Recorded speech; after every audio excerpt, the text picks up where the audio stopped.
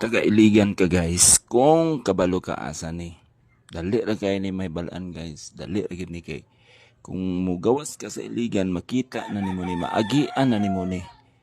Oh, sige mga taga-Iligan City, asa man ni dapit, taga-Iligan man ka mo, di ba? Nindot kay ning inyo ang view dinhi oh. Wow, makita nimo ang dagat at the same time ang suba dako kayo. Hadlok gid ni siya tanawon. Kay gawas nga lalom, sulog pagyud niya. Ug mahulog ka din na, oh, sureness. Sureness, kung di ka kabalo mo lang, oy, aw, lumos ka.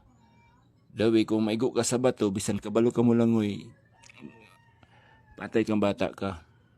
So, kung naamo din guys, ayaw gid mo pag tuga-tuga o kaligo din ha.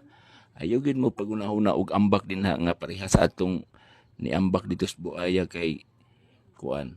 Ha?